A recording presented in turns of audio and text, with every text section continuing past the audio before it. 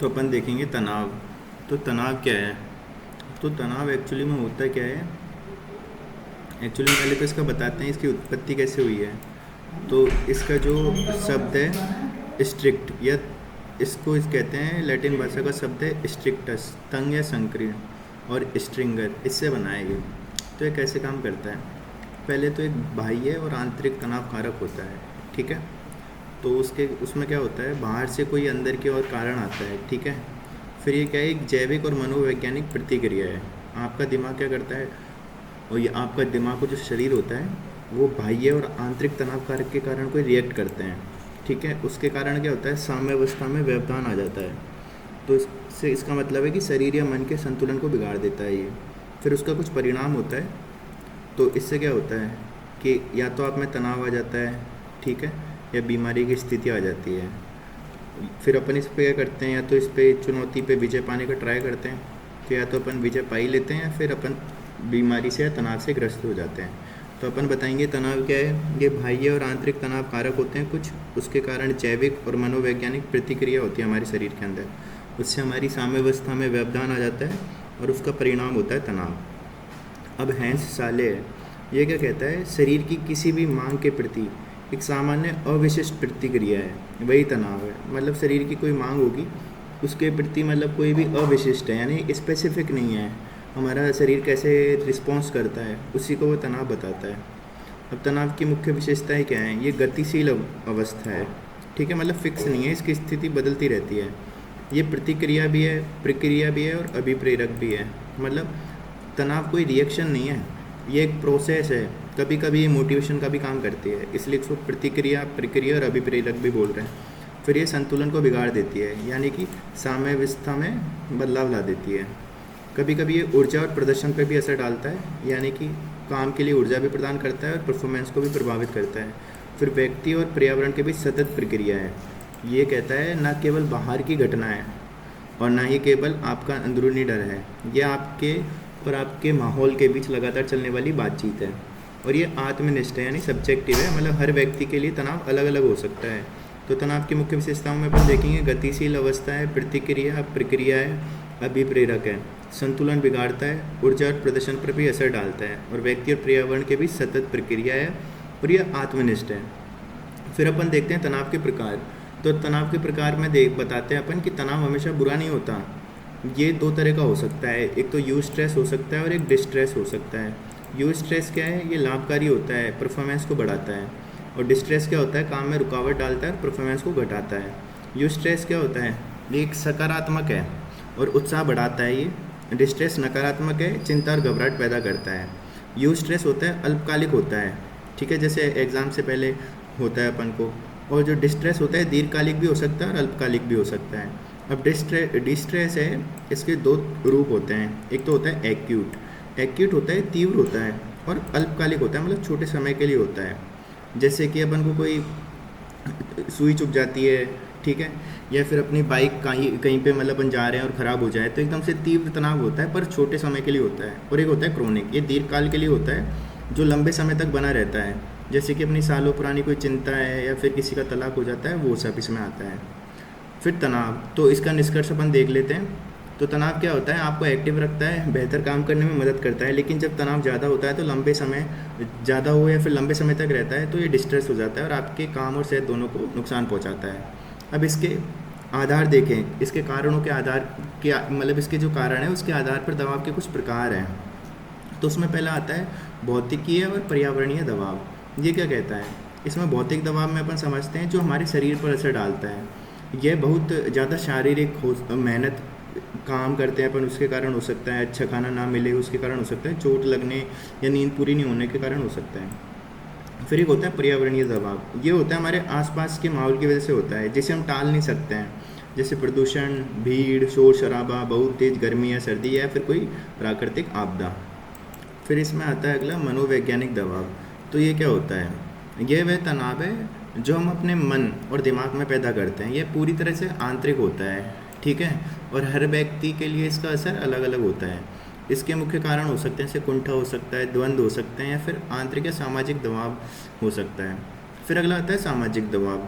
तो ये क्या कहता है कि बाहर से आता है और दूसरों के साथ हम हमारे जो संबंध है, बातचीत है, उन सब के कारण पैदा होता है। जैसे कि किसी के परिवार में किसी की मृत्यु हो जाती है, बीमारी हो जाती है, या फिर रिश्तों में कड़वाहट आ जाती है, पड़ोसियों से कोई परेशानी हो जाए, तो ये भी क्या है, अलग अलग व्यक्तियों के लिए अलग अलग हो सकता है। तो अपन ने देखे इसके कारक क्या क्या हैं। तो अपन ने देखा एक तो क्या है, भौतिक और पर्यावरणीय दबाव होते हैं, मतलब कारकों के आधार पर दबाव के प्रकार बता रहा है एक्चुअली में ये। तो अपन ने देखे कि भौतिक और पर्यावरणीय दबाव हो गए कारक के आधार पे, एक मनोवैज्ञानिक दबाव हो गया, ठीक है, एक हो गया कौन सा, सामाजिक दबाव। तो अपन ने ये कुछ दबाव देखे। फिर आगे कहता है जो मनोवैज्ञानिक दबाव है उसके क्या क्या स्रोत हैं, ठीक है। तो साइकोलॉजिकल जो स्ट्रेस है उसके सोर्स बता रहा है ये।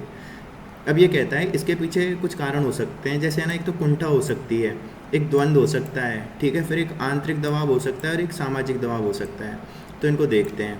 तो ये कहता है कि कुंठा क्या है, जब कोई व्यक्ति है, और यह वो क्या है, जब कोई व्यक्ति हो सकती है, ठीक है, या फिर कोई चीज़ या परिस्थिति हो सकती है, तो जो कोई व्यक्ति है उसके लक्ष्य को रोकने में वो रुकावट करे, मतलब उसका जो लक्ष्य है उसको पूरा करने में रुकावट कर सकते हैं ये चीज़ें। क्या क्या, व्यक्ति या चीज़ या कोई परिस्थिति वो लक्ष्य को पूरा करने के रास्ते में रुकावट डालती हैं। तो इसके कारण क्या, हमारे अंदर कुंठा पैदा होती है। अब इसके कारण जैसे एग्जाम्पल में देखें तो समाज में भेदभाव होता है, ठीक है, फिर कम अंक पाना होता है, ये चीज़ हो सकती है। या फिर आप आपकी कमियाँ, अपनी अपनी कमियाँ होती है ना, वो जैसे सेल्फ कंट्रोल नहीं है किसी की, या शारीरिक अक्षमता है किसी कारण, तो उसके कारण हमारे कुंठा हो जाती है। फिर द्वंद्व क्या है, जब दो या दो से जब दो या दो से अधिक, ठीक है, अलग अलग हमारी कोई इच्छाएं हैं और उन इच्छाओं के बीच में से हमें किसी एक को चुनना है, तो हमारे अंदर क्या होता है, द्वंद्व होता है। तो अभी यही वही कह रहा है, जब दो या दो से अधिक अलग अलग इच्छाएं या लक्ष्यों के बीच भ्रम पैदा हो जाए कि क्या चुना जाए, ठीक है, वही द्वंद्व है। तो इसमें जैसे पढ़ें या खेलें, ठीक है, तो ये या फिर निजी मूल्य या प्रशासनिक मूल्य में से किसी एक को चुने, तो ये होता है द्वंद्व। फिर एक होता है आंतरिक दबाव। तो ये क्या होता है, जब व्यक्ति खुद से ही बहुत ज़्यादा या उम्मीदें रख लेता है, या फिर अवास्तविक उम्मीदें रख लेता है, अनरियलिस्टिक। तो यह सोचना कि मुझे हर काम में परफेक्ट होना चाहिए, तो उससे क्या होता है, उम्मीदें अक्सर इंसान को निराश करती हैं, ये आंतरिक दबाव है। फिर एक होता है सामाजिक दबाव, जब हम दूसरे लोग होते हैं, है ना, उन पर, तो जब दूसरे लोग होते हैं जैसे परिवार, दोस्त, समाज, वो क्या करते हैं, किसी व्यक्ति पे बहुत ज़्यादा उम्मीदें का बोझ डाल देते हैं, उसके कारण सामाजिक दबाव होने लगता है, ठीक है। और यह दबाव तब और बढ़ जाता है जब हमको ऐसे लोगों के साथ काम करना पड़ता है जिनके विचार या व्यक्तित्व आपसे बिल्कुल मेल नहीं खाते हैं। तो ये कुछ हो गए दबाव के कारक, कौन से, जो अपना होता है मनोवैज्ञानिक दबाव, उसके कुछ कारक हैं ये, ठीक है, स्रोत बोलते हैं। तो कुंठा, द्वंद्व, आंतरिक दबाव है, सामाजिक दबाव। फिर क्या होता है, ये अगला कहता है, डोलार्ड और मिलर था, तो उसने कुंठा आक्रामकता परिकल्पना दी है, ठीक है। अब ये क्या कहता है कि कोई आक्रामकता होती है, यानी गुस्सा होता है, वो हमेशा कुंठा का ही परिणाम होती है। किसी व्यक्ति में पहले कुंठा होती है, उसका परिणाम है आक्रामकता। तो जैसे अपन इसको देखें, पहले कहता है कि पहले किसी को कोई आवश्यकता होती है, यानी कि नीड होती है, या फिर अंतर्नाद होता है उसके, तो नीड के कारण क्या होता है, उसके अंदर ड्राइव या मोटिवेशन पैदा होता है, अंतर्नाद, ठीक है, और उसके कारण हम एक लक्ष्य व्यवहार करते हैं, ठीक है, गोल डायरेक्टेड बिहेवियर करते हैं। तो पहले नीड है, फिर मोटिवेशन है, और उसके कारण हमारा गोल डायरेक्टेड बिहेवियर आता है। पर क्या होता है, अगर हम इस रास्ते में असफल हो जाते हैं या रुकावट आती है, तो हम क्या एक वैकल्पिक मार्ग, अल्टरनेट पाथ चूज़ करते हैं, ठीक है। अब हम हमारे पास बहुत सारे अल्टरनेट मार्ग हैं, ठीक है, तो हम उनमें से भी डिसाइड नहीं कर पाते, और जब हमारे सारे जब मार्ग बंद हो जाते हैं हमारे गोल को पाने में, तो हमारी द्वंद्व हो जाता है, हमें कॉन्फ्लिक्ट पैदा होता है, और उस कॉन्फ्लिक्ट या द्वंद्व से हमें क्या होता है, फ्रस्ट्रेशन जन्म लेती है, ठीक है। उसके कारण क्या होता है, हमारा जो बिहेवियर है वो एग्रेसिव हो जाता है। तो बस यही कह रहा है कि पहले किसी व्यक्ति में नीड होती है, फिर मोटिवेशन आता है, फिर गोल डायरेक्ट बिहेवियर आता है, लक्ष्य के प्रति व्यवहार करते हैं, फिर उसे हमें असफलता मिलती है, उसके कारण हम वैकल्पिक मार्ग खोजते हैं, और वैकल्पिक मार्ग में हमें द्वंद्व होता है कि कौन सा चुने कौन सा नहीं चुने, ठीक है। उसके कारण हमें क्या होता है, कुंठा जन्म लेती है, और उसके कारण हमारा व्यवहार एग्रेसिव हो जाता है। फिर ये कहता है जो द्वंद्व होते हैं उसके भी 3 प्रकार होते हैं। तो कहता है कि जब इंसान दो या दो से परस्पर विरोधी स्थितियों में फंस जाता है तो उसे द्वंद्व कहते हैं, और 3 प्रकार का होता है। पहला होता है प्रस्ताव द्वंद्व, यानी अप्रोच। तो ये कहता है जब 2 अच्छी चीज़ें हैं उनमें से किसी एक को चुनना है, जैसे कि अच्छी नौकरी के ऑफर में से 2 अच्छी नौकरी हैं, उनमें से किसी एक को चुनना है, ठीक है। फिर एक होता है परिहार द्वंद्व, यानी कि अवॉइडेंस। इसमें कहता है जब वो 2 कोई बुरी या फिर नापसंद चीज़ें में से किसी एक को चुनना पड़े, जैसे आगे कुआं है पीछे खाई, तो इनमें से फिर एक होता है प्रस्ताव परिहार द्वंद यानी अप्रोच अवॉइडेंस। तो जब ये कहता है जब एक ही स्थिति है या फिर कोई एक ही चीज़ है, उसी में से अपन को अच्छाई और बुराई दोनों हों, ठीक है, कि कौन सा चूज़ करें। सीधी बात तो ये है कि कोई एक ही स्थिति है, एक ही चीज़ है, उसमें से अपन को चूज़ करना पड़े, दो दो ऑप्शन है अपने पास उसमें। तो जैसे शादी का विचार आता है, उसमें खुशी भी होती है और जिम्मेदारियों का डर भी होता है। तो ये हो गए अपने द्वंद्व के प्रकार। एक तो प्रस्ताव प्रस्ताव, परिहार परिहार, प्रस्ताव परिहार, ठीक है। फिर दबाव के कारण बताते हैं। तो ये कहता है कि कुछ दबाव के कारणों को अपन 3 तरीके से बाहर कर सकते हैं। एक होता है व्यक्तिगत, एक होता है पर्यावरणीय और एक हो सकता है संगठनात्मक। तो व्यक्तिगत में देखें तो अपन जैसे रहन सहन जीवन शैली है, इसमें अपन बोलेंगे अस्वस्थ भोजन, कसरत ना करना, पर्याप्त नींद ना मिलना। फिर एक होता है भावनात्मक, इसमें बीमारी या मानसिक अवस्था हो अपने कुछ। एक होता है मनोवैज्ञानिक, जिसमें भौतिकवाद आ जाए, जैसे पैसों का लालच हो जाए, कुंठा, द्वंद्व, लालच, आर्थिक तंगी, ये सब हो सकते हैं। और एक होता है सामाजिक, जिसमें पारिवारिक समस्याएं हों, दोस्तों से संबंध टूटना हो, ये सब चीज़ें आ जाती हैं। तो ये हो गए व्यक्तिगत में। फिर आता है पर्यावरणीय, इसमें आते हैं भीड़, शोरगुल, अत्यधिक गर्मी, ठंड और ये सब। फिर एक आता है संगठनात्मक, तो इसमें आता है छटनी, खराब मूल्यांकन और ये सब। तो इसमें संगठनात्मक वाले में अपन क्या देख रहे हैं कि जैसे छटनी हो गई, खराब मूल्यांकन हो गया, पारिश्रमिक हो गई, फिर कार्य प्रणाली खराब हो गई किसी की, या फिर स्थानांतरण हो गया, पदोन्नति, नई तकनीक आ गई, या सहकर्मियों से कोई विवाद। तो इन सब कारणों के कारण हमें क्या हो सकता है, दबाव हो सकते हैं। तो अपन वापस देख लेते हैं। एक तो होता है व्यक्तिगत रीज़न, एक होते हैं पर्यावरणीय रीज़न और एक होते हैं संगठनात्मक रीज़न, ठीक है। अब अपन को जो हमारे सिलेबस में वो मुख्यतः दिया हुआ है संगठनात्मक वाला। तो इसमें अपन को यही याद रखना है, इसके छटनी, खराब मूल्यांकन, पारिश्रमिक, फिर कार्य प्रणाली, स्थानांतरण, पदोन्नति, नई तकनीक, सहकर्मियों से विवाद, कार्यस्थल पर प्रतिस्पर्धा, ये सब। अपन आगे चलें तो दबाव के लक्षण या प्रभाव क्या होते हैं, ठीक है, सिम्टम्स क्या हैं। तो वो कहता है सिम्टम्स में कि जब कोई व्यक्ति तनाव में होता है तो उसे 4 अलग अलग स्तरों पर दिखता है, ठीक है। एक तो शारीरिक लक्षण होते हैं उसके, कुछ मानसिक होते हैं, कुछ भावनात्मक होते हैं और कुछ व्यवहारात्मक होते हैं, ठीक है। तो शारीरिक में क्या होगा, तेज़ धड़कन होगी, सिर दर्द होगा, मांसपेशियों में खिंचाव होगा, लगातार थकान महसूस होगी, सांस फूलेगी, पेट में परेशानी आएगी, ठंडा पसीना आएगा, ठीक है। तो शारीरिक में तेज़ धड़कन, सिर दर्द, मांसपेशियों में खिंचाव या तनाव, लगातार थकान, सांस फूलना, पेट की परेशानी, ठंडा पसीना। मानसिक में क्या है, चिंता, ध्यान केंद्रित करने में कठिनाई, चिड़चिड़ापन, भूलने की आदत, भ्रम की स्थिति, निर्णय लेने में दिक्कत, लगातार नकारात्मक सोच। फिर आता है भावनात्मक।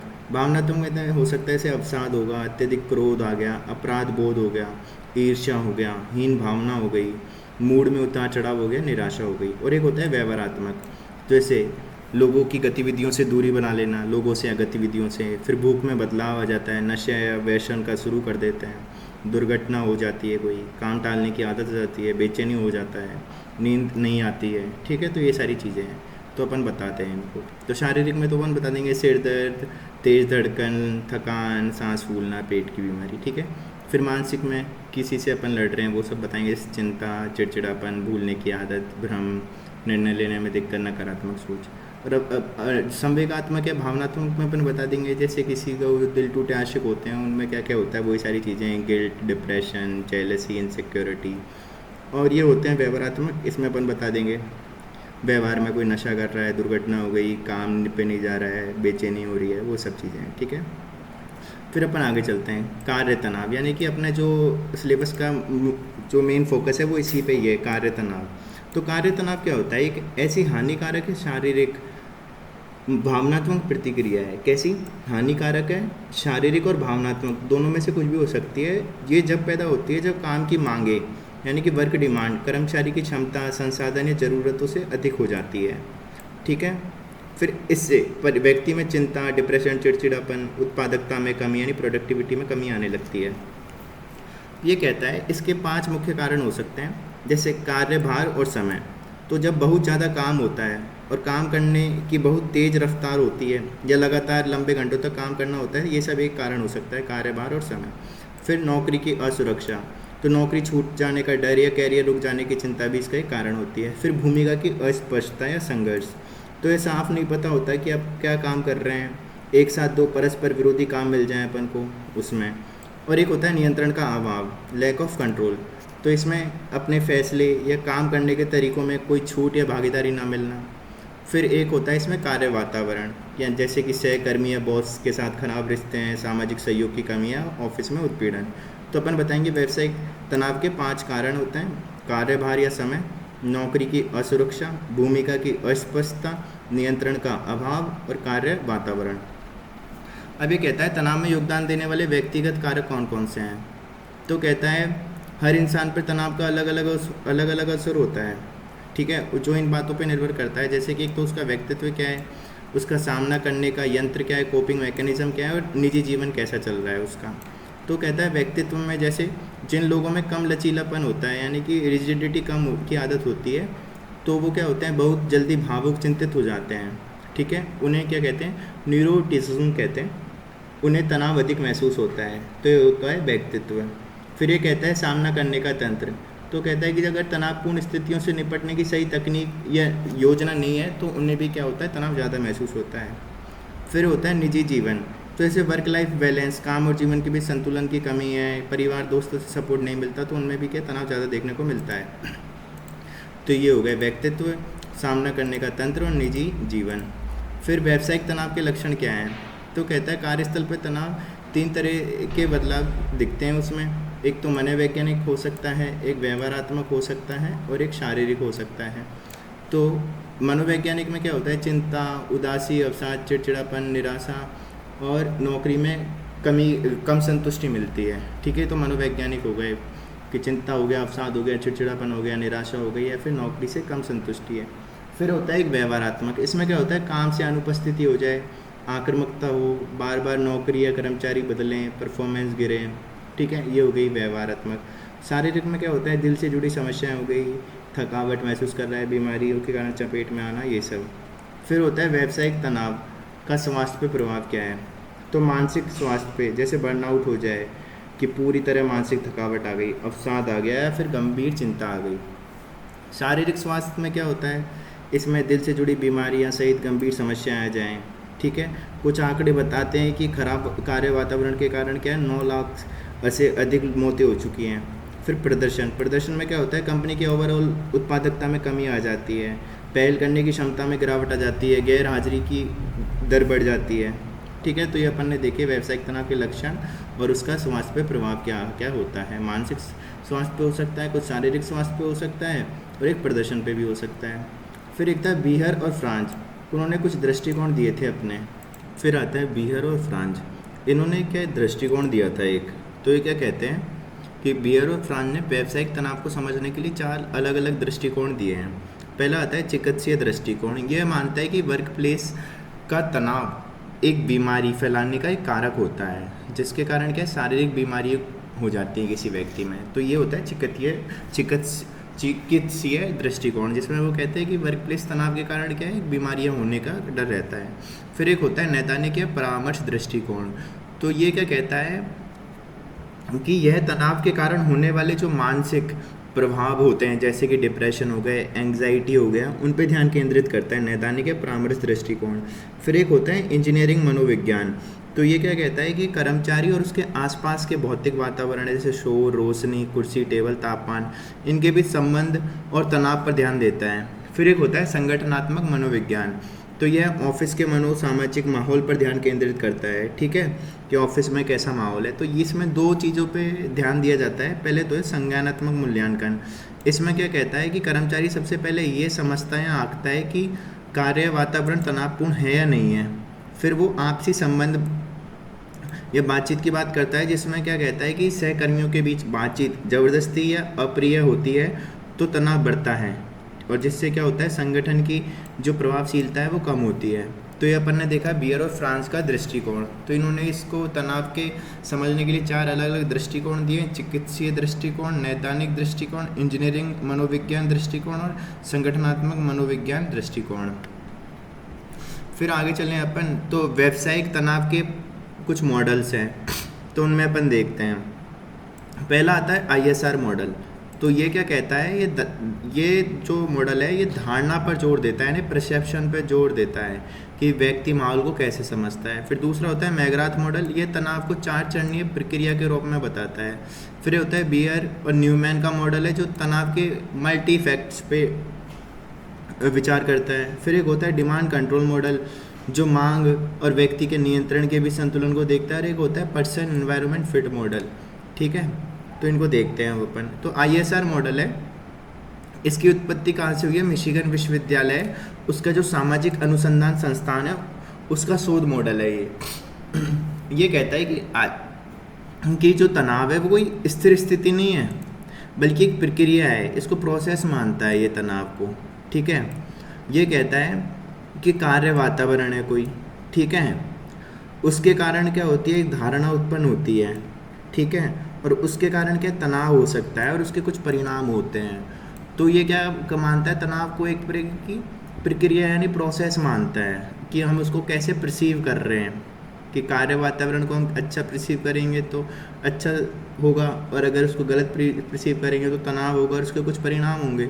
तो इसका मूल विचार है कि तनाव इस बात पर निर्भर करता है कि व्यक्ति अपने वातावरण को किस तरह से देखता है यानी कि परसीव करता है। इसलिए एक ही माहौल में अलग अलग व्यक्तियों का तनाव पर अलग अलग स्तर होता है, ये सिंपल सी बात कहता है। फिर अपन आगे चलें तो ISR का जो मॉडल है इसको अपन सही से देखें तो कैसे देखेंगे, तो ये कहता है कि तनाव चक्र को 3 मुख्य चरणों में विभाजित कर सकते हैं अपन, ठीक है। फिर ये कहता है कि जैसे कि इनपुट, पहला जो उसका चक्र है उसमें पहले इनपुट लेते हैं पहले चरण में, तो उसमें कार्य संबंधी कुछ कारक हो सकते हैं, कुछ संगठनात्मक कारक हो सकते हैं और कुछ व्यक्तिगत कारक हो सकते हैं, ठीक है। कार्य संबंधी में जैसे अत्यधिक कार्यभार हो, भूमिका में अस्पष्टता हो या फिर अत्यधिक जिम्मेदारी या भौतिक वातावरण। संगठनात्मक कारक में कहता है कंपनी का ढांचा कैसा है, वहाँ का माहौल कैसा है, करियर विकास के अवसर और आपसी संबंध कैसे हैं। और फिर आता है व्यक्तिगत कारक, इसमें उम्र, लिंग, अनुभव, व्यक्तित्व, इनकी बात करता है। फिर जब ये इनपुट आता है तो इसके कारण प्रक्रिया होती है, ठीक है। तो ये कहता है जब वातावरण से तनाव या फिर स्ट्रेसर्स तनाव कारक सामने आते हैं तो व्यक्ति के मन में 3 चरण चलते हैं। पहला उसका संज्ञान, फिर उसका मूल्यांकन और फिर सामना करना। तो वो क्या करता है, पहले व्यक्ति माहौल की और स्थिति को समझता है और उसकी व्याख्या कर लेता है, ठीक है। फिर मूल्यांकन करता है उसका कि यह स्थिति खतरनाक है, चुनौतीपूर्ण है, सामान्य है। सामना करने का ट्राई करता है तीसरे इसमें। तो ये कहता है कि तनाव से निपटने के लिए व्यक्ति अलग अलग रणनीतियाँ अपनाता है और इसका कुछ आउटपुट होता है। ये कहता है कि अगर मान लो कि मूल्यांकन किया और उसको पता चला कि यार स्थिति चुनौतीपूर्ण है, खतरनाक है और उसका सामना भी किया पर उसको तनाव हो गया, नहीं उससे हैंडल कर पाया, तो उसका आउटपुट होगा। तो कहता है तनाव 2 स्तरों पे दिखता है, एक तो व्यक्तिगत परिणाम होते हैं, उसके एक संगठनात्मक परिणाम होते हैं। व्यक्तिगत में वही जो अपन ने पढ़े, शारीरिक, मनोवैज्ञानिक, व्यवहारिक, और संगठनात्मक में वही जो अपन ने पढ़ चुके हैं, उत्पादकता में कमी, कर्मचारियों द्वारा नौकरी छोड़ना और ये सब। अब इसमें एक चीज़ कहते हैं कि मॉडरेटर या बफर फैक्टर्स भी होते हैं, अगर इनका उपयोग करें ना तो ये तनाव के असर को कम या ज़्यादा कर सकते हैं। जैसे कि एक सामाजिक समर्थन, कि परिवार, दोस्त, सहकर्मियों की मदद हो तो हम किसी की हेल्प कर सकते हैं तनाव से उबरने में। फिर दृढ़ता यानी हार्डीनेस और रिजिलियंस, चुनौतियों से उबरने की क्षमता। एक होता है आत्म प्रभावकारिता यानी सेल्फ इफिशियंसी यानी खुद की क्षमताओं पर विश्वास। एक होता है समस्या समाधान रणनीति यानी प्रॉब्लम सॉल्विंग स्किल्स, और एक होता है कार्य जीवन संतुलन यानी वर्क लाइफ बैलेंस। तो अपन ने चीज़ें देखी कुछ, सामाजिक समर्थन, दृढ़ता, आत्म प्रभावकारिता, समस्या समाधान रणनीति और कार्य जीवन संतुलन। फिर कहता है फीडबैक। तो इसमें जो कहता है कि परिणाम, आउटकम वापस जाकर व्यक्ति के संज्ञान यानी परसेप्शन, यानी कि जो उसका संज्ञान है वो, और फिर मुकाबला करने के तरीके और कार्य वातावरण को प्रभावित करते हैं, जिससे ये चक्र लगातार चलता रहता है, ठीक है। तो अपन ने बस यही देखा, और इसका जो ISR मॉडल है इसका निष्कर्ष अपन कहेंगे कि कार्य स्थल पर तनाव एक गतिशील प्रक्रिया है जो बाहरी माहौल, व्यक्ति के नज़रिए और मुकाबला करने की क्षमता के आपसी तालमेल से पैदा होता है। तो गतिशील प्रक्रिया है कि कैसे उसको परसीव कर रहा है, ठीक है। तो ISR मॉडल तो बस यही था। फिर वो कहता है अगला मॉडल है जो है मैगराथ मॉडल। ये कहता है कि जो व्यावसायिक तनाव है उसको ये है ना 4 चरण वाला चक्र मानता है, ठीक है। अब इसको 4 चरणों की एक प्रक्रिया के रूप में देख लेता है ये। इसमें पहला कहता है कि पर्यावरणीय मांग होती है पहली तो कुछ, जैसे संगठन ऑफिस की वे परिस्थितियाँ जिनका कर्मचारी सामना करते हैं। फिर दूसरा होता है मांग की धारणा, यानी कर्मचारी उस परिस्थिति का आकलन करता है और उसे सकारात्मक या नकारात्मक मान लेता है। ठीक है, कि पर्यावरण की कुछ मांग है, फिर दूसरे में उस मांग को कैसे वो परसीव करता है कि पॉजिटिव है या नेगेटिव है, फिर उसके प्रति वो क्या करता है, प्रतिक्रिया करता है, रिस्पॉन्स। तो वो मानसिक होती है, शारीरिक भी हो सकती है। मानसिक में से चिंता आ जाए, उसको तनाव आ जाए, घबराहट आ जाए, शारीरिक में बीपी बढ़ जाए, हार्ट रेट बढ़ जाए, और उसके फिर उससे क्या होता है, व्यवहार पे कुछ परिणाम आते हैं, जैसे तनाव के कारण दिखने वाले व्यवहार, जैसे कि काम से अनुपस्थित हो गया, विवाद, बर्नआउट, ये सब। तो मैगराथ इसको क्या है, 4 चरण की प्रक्रिया बताता है। जैसे पर्यावरणीय मांग होती है, जो संगठन की कुछ डिमांड्स हैं, फिर वो मांग को कैसे धारण करता है कि पॉजिटिव है, नेगेटिव है, उनके खिलाफ फिर प्रतिक्रिया करता है और व्यवहारिक परिणाम करता है। फिर होता है बियर और न्यूमैन का फेसेट मॉडल। तो ये क्या कहता है, ये कहता है कि तनाव एक बहुआयामी मॉडल, मतलब ये तनाव को एक बहुआयामी मॉडल के रूप में देखता है। ये कहता है तनाव को केवल एक घटना नहीं मानता, बल्कि अलग अलग घटकों का पहलुओं को मानता है उसको। ठीक है, ये सीधी बात करता है पहले कि कुछ पर्यावरणीय पहलू होते हैं तनाव के, जैसे बाहरी परिस्थितियाँ जो तनाव पैदा करती हैं, जैसे काम का बोझ क्या है, भूमिका में भ्रम, संघर्ष, या फिर कार्यस्थल की खराब स्थितियाँ। फिर कहता है कुछ व्यक्तिगत पहलू होते हैं, जैसे व्यक्ति की अपनी विशेषताएं होती हैं, जैसे उसकी पर्सनैलिटी किस टाइप की है, ए टाइप की है, बी टाइप की है, योग्यता, कौशल कैसे हैं, ज़रूरतें और मूल्य क्या हैं। और कहता है इन्हीं वजह से हर व्यक्ति का तनाव पर अलग अलग रिस्पॉन्स होता है। फिर क्या होता है, जब ये पर्यावरणीय पहलू और व्यक्तिगत पहलू आ गए तो ये एक प्रक्रिया करते हैं। तो ये कहता है तनाव कैसे विकसित होता है, ये व्यक्ति और उसके वातावरण के बीच बातचीत यानी इंटरेक्शन, उसकी समझ यानी परसेप्शन, और उससे निपटने वाली तरीके यानी कि कॉपिंग प्रोसेस को दिखाता है कि इसमें एक तो बातचीत यानी इंटरेक्शन, समझ, और कोपिंग मेथड्स, उनकी बात करता है। ठीक है, फिर इसके कुछ परिणाम हो सकते हैं, एक तो व्यक्ति पे परिणाम आएंगे, एक संगठन पे परिणाम आएंगे।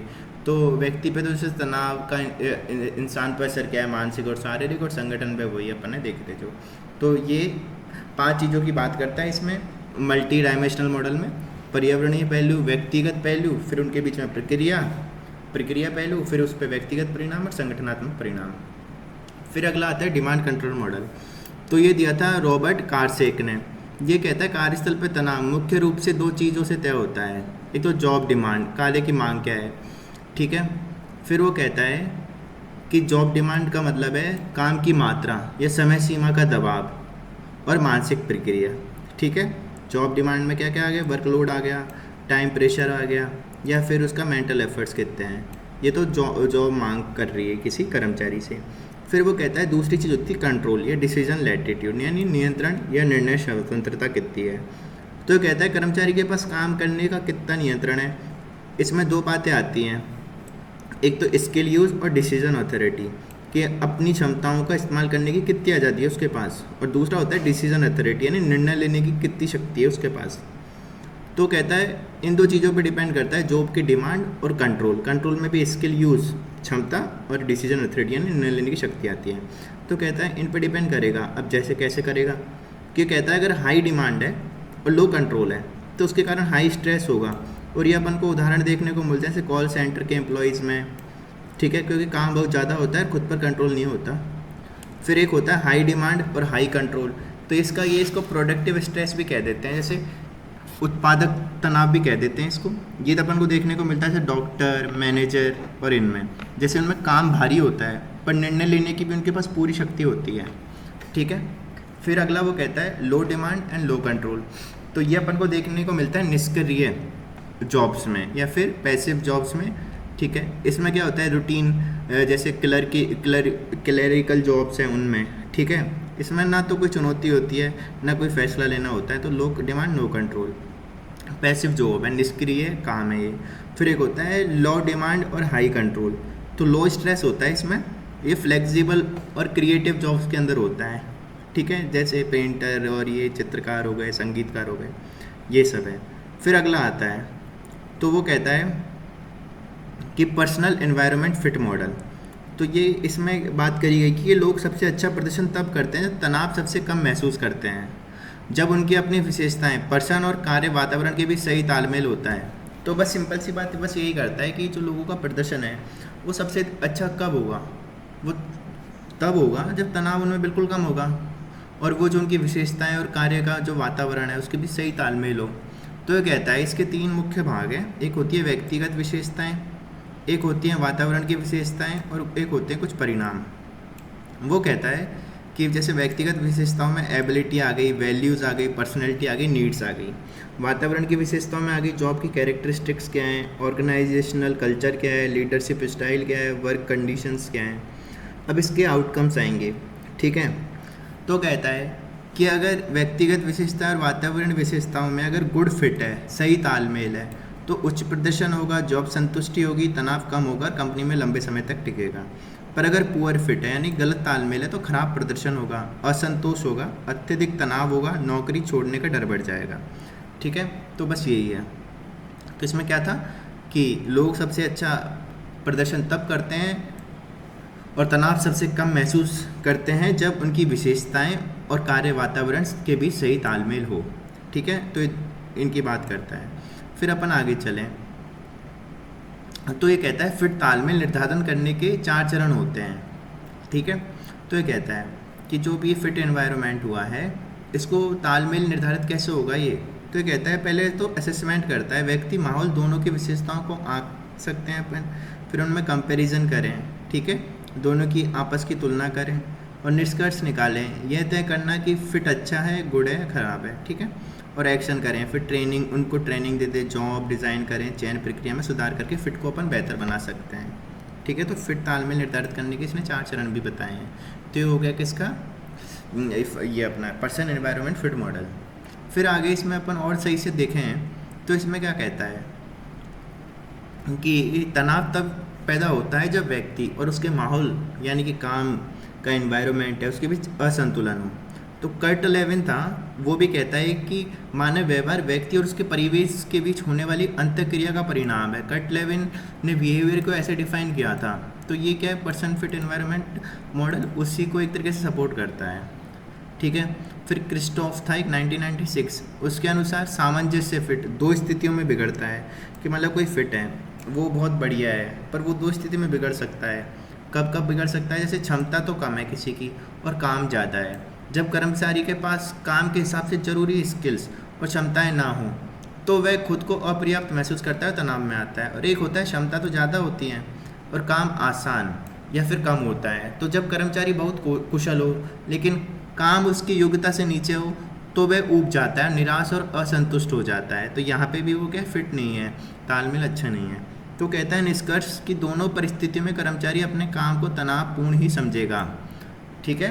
अब इस मॉडल की सीमा क्या थी, तो ये कहता है ये मॉडल की कमी है कि इसमें पर्यावरणीय जो घटक है उसकी तुलना में व्यक्तिगत घटकों पर अधिक ध्यान दिया गया है, ठीक है। रिसर्च सिर्फ इस पर सीमित रही कि कर्मचारी को तनाव को कैसे कम किया जाए, ठीक है। तो बस इसकी कमी यही है, अपन ने देख ली पर्सन एनवायरनमेंट फिट मॉडल की कमी क्या है। फिर अगला आता है सामान्य अनुकूलन संलक्षण यानी कि जनरल एडेप्टेशन सिंड्रोम। तो ये कहता है इसको दिया था हैंस सैली ने। ये कहता है कि जब शरीर पर लगातार लंबे समय तक दबाव तनाव बना रहता है तो हमारा शरीर प्रतिक्रिया में किन किन चरणों से गुजरता है। तो ये कहता है 3 मुख्य चरण होते हैं। पहला होता है सचेत प्रतिक्रिया चरण, ठीक है। जैसे कि कोई तनाव कारक सामने आता है तो शरीर का जो एड्रेनलिन पियूष कॉर्टेक्स तंत्र है वो सक्रिय हो जाता है, ठीक है। एड्रिनल पियूष कॉर्टेक्स तंत्र क्या हो गया अपना, सक्रिय हो गया, एड्रिनल पिट्यूटरी एक्सिस, ठीक है। फिर इससे क्या होता है, शरीर या तो लड़ता है या भागता है, उसकी स्थिति के लिए तुरंत प्रतिक्रिया देता है और आपातकालीन मोड में आ जाता है। तो पहले हो गई सचेत प्रतिक्रिया चरण। फिर दूसरा चरण आता है प्रतिरोध का चरण। इसमें क्या कहता है कि यदि तनाव लंबे समय तक बना रहता है तो शरीर उस स्थिति से जूझने मुकाबला करने का प्रयास करता है, ठीक है। और इससे क्या होता है, जो परानुकंपी तंत्रिका तंत्र है वो एक्टिव होता है और शरीर अपने संसाधन का बहुत सावधानीपूर्ण क्या करता है, इस्तेमाल करता है ताकि खतरे का सामना किया जा सके, ठीक है। फिर होता है परिशांति या फिर थकान का चरण। इसमें कहता है जब तनाव बहुत लंबे समय तक खत्म ही नहीं होता, यानी क्रॉनिक स्ट्रेस हो गया, तो शरीर के सारे संसाधन पूरी तरह समाप्त हो जाते हैं, शरीर पूरी तरह थक जाता है और मुकाबला करने की क्षमता खत्म हो जाती है। इसके परिणाम से क्या होता है, व्यक्ति बीमारी से ग्रस्त हो जाता है, जैसे उसको उच्च रक्तचाप हो जाता है, मतलब बीपी हो गया, डिप्रेशन, दिल की बीमारी है, गंभीर मानसिक स्वास्थ्य। तो ये इसके 3 चरण बता दिए इसने। तो इसको सारांश देखें अपन इसका, तो गैस मॉडल बताता है कि शुरुआत में तनाव शरीर उस तनाव से क्या होता है, शरीर में अलर्ट होता है, फिर उससे लड़ता है यानी रेजिस्टेंस करता है। अगर तनाव खत्म ना हो तो अंत में पूरी तरह थककर बीमारी यानी एग्जॉस्टन पड़ जाता है। ठीक है, फिर अगला आता है लेजारस का दबाव संज्ञानात्मक सिद्धांत। ठीक है, तो ये क्या कहता है, ये कहता है कि तनाव किसी घटना से सीधा पैदा नहीं होता, बल्कि घटना की व्यक्ति द्वारा की गई व्याख्या और उससे निपटने की क्षमता से तय होता है कि व्यक्ति किसी घटना को कैसे व्याख्या करे और उसकी क्षमता क्या है। ठीक है, ये कहता है। तो अपन आगे चलें तो इसमें कहता है कि तनाव प्रक्रिया के 5 चरण होते हैं। पहले कोई घटना परिस्थिति होती है, तो कहता है कोई भी स्थिति घटना जो व्यक्ति से किसी काम की मांग करती है, जैसे कि परीक्षा हो सकता है, कार्य भार का बढ़ना हो सकता है, समय सीमा हो सकती है, तो ये तो कोई हो गई घटना। फिर होता है उसका प्राथमिक मूल्यांकन करता है, यह व्यक्ति खुद से सवाल पूछता है कि क्या स्थिति मेरे लिए क्या है। इसके वो 3 जवाब दे सकता है। अप्रासंगिक है, यानी कि कोई लेना देना नहीं है। एक होता है हानि रहित है, यानी कि ना तो कोई फ़ायदा है ना कोई नुकसान है। और ये कहता है तनावपूर्ण है, यानी कि मेरे लिए खतरा है या हानिपूर्ण है, चुनौतीपूर्ण है। ठीक है, अब ये कहता है जब इतना उसने प्रथम मूल्यांकन कर लिया तो उसके बाद द्वितीय मूल्यांकन करता है। यदि स्थिति तनावपूर्ण लगती है तो अपनी क्षमताओं को आंकता है, क्या मैं इससे निपटने में सक्षम हूँ। फिर अगर वो सोचता है कि अगर सक्षम है तो मेरे पास संसाधन क्षमताएं हैं, मैं इससे निपट सकता हूँ, तो इससे क्या करेगा, वो कम तनाव महसूस होता है उसको। पर अगर उसको लगेगा कि मैं असमर्थ हूँ तो उसके संसाधन क्षमताएं नहीं हैं, यानी कि उसे उच्च तनाव या कष्ट होगा। ये हो गया द्वितीय मूल्यांकन। अब इसके परिणाम क्या होते हैं, अगर कम तनाव है या सकारात्मक है तो वो कहता है कि यदि स्थिति को चुनौती माना गया और संसाधन पर्याप्त हैं तब तो इनको होगा कम तनाव। उच्च तनाव होगा उसको या कष्ट होगा जब स्थिति उसके लिए खतरा है, संसाधन अपर्याप्त हैं। ठीक है, यह परिणाम व्यक्ति के स्वास्थ्य कार्य क्षमता पर भी असर डाल देता है। ठीक है, और जब ये हो जाता है उसको तनाव, मतलब उसको परिणाम पता चलते हैं तो सामना करना, तो उसके लिए वो कुछ कोपिंग स्ट्रेटजीज भी बताता है कि कैसे निपटें। तो कहता है व्यक्ति स्थिति से निपटने के लिए 2 मुख्य रणनीति अपनाता है, एक तो समस्या केंद्रित, एक भावना केंद्रित। समस्या केंद्रित में क्या करता है, सीधे समस्या का समाधान खोजता है, और भावना केंद्रित में अपनी भावना और तनाव डर को नियंत्रित करता है। तो बस यही है। तो ये कहता है कि एक सतत लगातार चलने वाली प्रक्रिया है, व्यक्ति बार बार परिस्थिति का मूल्यांकन बदल सकता है, बस यही है। तो ये हो गया अपना कौन सा, लेजारस का दबाव संज्ञानात्मक सिद्धांत। ठीक है, अपन ने ये देख लिया। फिर अपन आगे चलें तो आगे चलने पे कहता है कि मूल्यांकन को प्रभावित करने वाले कुछ कारक हैं, कि तनाव का मूल्यांकन हर व्यक्ति में अलग अलग होता है, जो कुछ चीज़ों पर निर्भर करता है। जैसे व्यक्ति का पूर्व अनुभव कैसा है, घटना का नियंत्रण या अनियंत्रणीय होना।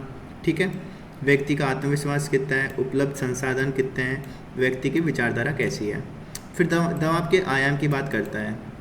तो दबाव के आयाम में कहता है कि तनावपूर्ण अनुभव का परिणाम इन 4 बातों पर निर्भर करता है। किन किन पे, कहता है तीव्रता, कम बनाम अधिक तीव्र, अवधि यानी कि कम अवधि के लिए अधिक अवधि के लिए, जटिलता, कम बनाम अधिक जटिल है, या फिर भविष्य कथनीयता, यानी कि वो अप्रत्याशित था, यानी कि अचानक आया है, फिर पूर्व अनुमानित था। इनके कारण भी दबाव होता है, वो अलग अलग लोगों में अलग अलग हो सकता है। ठीक है, तो तीव्रता क्या है, अवधि क्या है, जटिलता, भविष्य कथनीयता। ठीक है, तो ये कहता है कि जो दबाव अधिक तीव्र होंगे, दीर्घकालिक होंगे यानी पुराने होंगे, जटिल होंगे, अप्रत्याशित होंगे, वे हमेशा नकारात्मक परिणाम उत्पन्न करते हैं। फिर आता है बर्नआउट का टॉपिक। ठीक है,